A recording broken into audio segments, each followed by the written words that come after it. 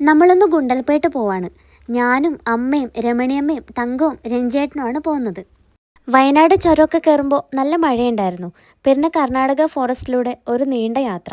ഫോറസ്റ്റിൽ നമ്മൾ കുറച്ച് അനിമൽസിനെയൊക്കെ കണ്ടിട്ടുണ്ടായിരുന്നു. ആനയുണ്ടായിരുന്നു, മാനുണ്ടായിരുന്നു, പിന്നെ മങ്കീസ്. ഗുണ്ടൽപേട്ട് എത്തിയപ്പോൾ കാണാൻ നല്ല ഭംഗിയുള്ള സ്ഥലമായിരുന്നു. ഒരുപാട് കൃഷിയിടങ്ങളും വെള്ളക്കെട്ടും ഒക്കെ ഉണ്ടായിരുന്നു. പിന്നെ ഗുണ്ടൽപേട്ടിലെ ഒരു ഗ്രാമപ്രദേശത്തൂടെ ഗോപാലസ്വാമി ടെമ്പിൾ ലക്ഷ്യം വെച്ച് നമ്മൾ പോയി.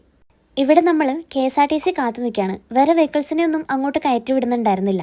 KSRTC ട്രിപ്പ് അടിക്കാണ് കേട്ടോ ചെയ്യുന്നത്.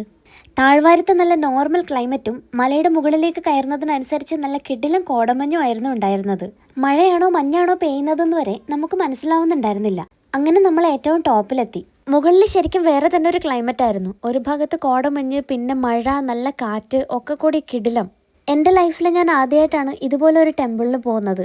അമ്മമാരും തങ്കവും എല്ലാവരും നന്നായിട്ട് ആസ്വദിക്കുന്നുണ്ടായിരുന്നു. നമ്മളെല്ലാവരും ആദ്യമായിട്ടാണ് ഈ സ്പോട്ടിൽ പോകുന്നത്. പക്ഷെ രഞ്ജേട്ടൻ ഇതിനു മുമ്പും പോയിട്ടുണ്ടത്രേ. മലയുടെ താഴെ ഉണ്ടായിരുന്നപ്പോൾ വളരെ നോർമൽ ക്ലൈമറ്റും മുകളിലെത്തിയപ്പോൾ പെട്ടെന്ന് ഈ ഒരു ക്ലൈമറ്റും നമുക്ക് തീരെ വിശ്വസിക്കാൻ പറ്റുന്നുണ്ടായിരുന്നില്ല.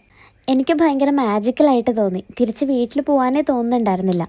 പിന്നെ ഒരുപാട് സമയം തണുപ്പ് കൊണ്ടിട്ട് തങ്കത്തിന് അസുഖമൊന്നും വരണ്ടല്ലോ എന്ന് വിചാരിച്ച് നമ്മൾ നേരെ താഴേക്ക് ഇറങ്ങി. നല്ല തണുപ്പത്ത് താഴെ ഇറങ്ങിയിട്ട് നല്ല ചൂട് ചോളം കഴിച്ചു. പിന്നെ നമ്മൾ നേരെ പൂന്തോട്ടത്തിലേക്ക് പോയി. അവിടുന്ന് കുറച്ച് ഫോട്ടോസും വീഡിയോസും ഒക്കെ എടുത്തു. തങ്കത്തിന് പൂന്തോട്ടം നല്ല ഇഷ്ടമായി. അവൾ അവിടെ നിന്ന് കുറേ സമയം കളിച്ചു. പിന്നെ ഓണം ആയതുകൊണ്ട് നമ്മൾ കുറച്ച് പൂക്കളൊക്കെ വാങ്ങിച്ച് തിരിച്ച് വീട്ടിലേക്ക് വന്നു. അപ്പോൾ ഇത്രയേ ഉള്ളൂ ഇന്നത്തെ വീഡിയോ. Bye bye.